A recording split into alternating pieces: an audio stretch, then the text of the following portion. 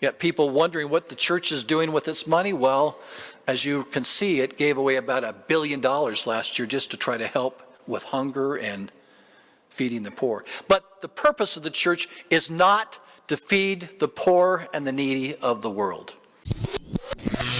Hi everyone, Nemo here. You just heard Kevin Pearson declare that the purpose of the Mormon Church is not to feed the poor and needy. He also throws the $1 billion figure out there, which I've explained before is misleading. But beyond that, there are two problems with what he said. First, it flies in the face of the four purposes of the church codified in the church's handbook in 2010. The LDS Church is adding to care for the poor and needy to the threefold mission of the church, which is to teach the gospel to the world, strengthen the membership of the church, and perform saving ordinances for the dead. The change will be made in a new church handbook of instructions to be released next year, which will refer to them as the purpose of the church instead of missions. And sure enough, in fulfilling its purpose to help individuals and families qualify for exhortation, the church focuses on divinely appointed responsibilities. These include helping members live the gospel of Jesus Christ, gathering Israel through missionary work, caring for the poor and needy, and enabling the salvation of the dead by building temples and performing vicarious ordinances. Those four purposes still exist in the current handbook: living the gospel of Jesus Christ, caring for those in need,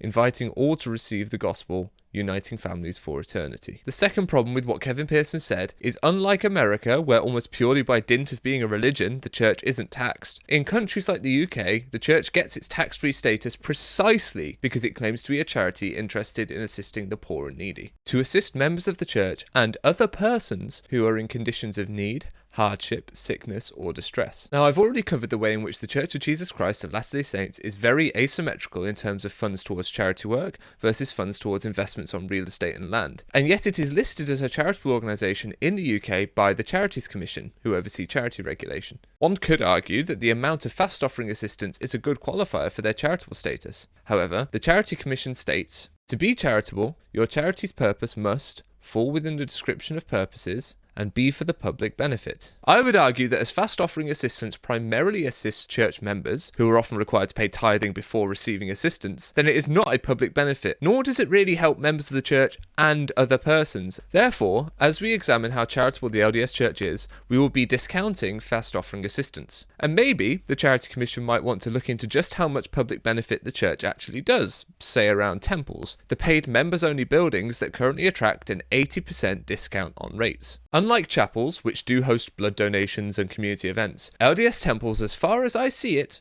do not provide any public benefit. Certainly not benefit befitting an 80% tax reduction. So in order to explore the efficacy of the LDS Church as a charity, we will be measuring how many cents of every dollar donated in tithing goes to charity work. Looking at secular charities, this chart from Give Directly shows that if you give $1 to any of these charities, you can expect anywhere from 99 cents to 80 cents to go towards performing their stated charitable activity. The rest will be costs for overheads or fundraising, which are of course legitimate parts of operating a charity. However, if you found out, for example, that a charity was spending 80% on these overheads on itself and only 20% on actual charity work, if the numbers shown by these mainstream charities were flipped, you may look to give your money elsewhere. So in an attempt to give a broader context to my analysis, I will be comparing the charitable efficacy of the Church of Jesus Christ of Latter-day Saints to four well-known charities. But first, let's start by measuring the charitable efficacy of the church itself. That starts with tithing, the primary funding stream of the LDS Church. I'm going to steelman the church by looking at the year 2022, which is the first year they actually gave any tithing money to charity at all, according to analysis by the widow's mite. In late 2019, early 2020, Roger Clark, then head of Ensign Peak, the investment arm of the church, said that the church receives $7 billion a year in revenue. The standard practice for the church until 2022 was to operate the church with tithing revenue, keeping the budget about $1 billion below the total tithes received, so that they could put $1 billion aside into Ensign Peak to be invested for a rainy day. Famously, in 2008, when the markets crashed, the church did not use their stockpiled cash. They simply trimmed the budget. In 2022, for the first time, they gave an estimated $96 million to humanitarian and charitable causes from tithing money. This represents about 10% of the surplus tithes that in any other year would have gone entirely into Ensign Peak. 900 million or so still likely went into Ensign Peak in 2022, but 10% of the surplus went to charitable and humanitarian causes. Any other humanitarian work claimed by the church in their $1.02 billion figure for 2022 is either not true external charity work, like fast offering assistance, or it is separate donations made by members specifically for humanitarian aid. So if you paid tithing and nothing else, you contributed to $96 million of humanitarian giving by the church in 2022. Of the $7 billion in total tithes received by the church, the $96 million they gave represents 1.37%. That means for every tithing dollar the church received, it gave a little over 1 cent in humanitarian aid. Now let's try to steelman the church further and make their position even more favourable. Let's say that tithing revenue fell by $2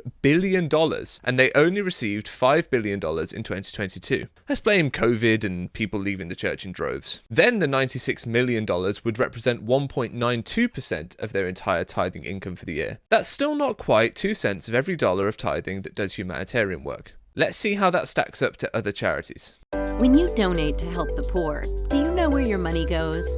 Give Directly are a charity that focus on giving unconditional cash gifts to those in poverty. As a result, you would expect their model to be pretty efficient. And it is. They spend 4 cents on every dollar on overheads, with 96 cents going directly to those in need. Save the Children aim to do just that, support children in crisis around the world. From reporting by Charity Navigator and some quick maths of income versus expenditure, for every dollar Save the Children receives, 92 cents goes to saving children, with 8 cents going to overheads and costs.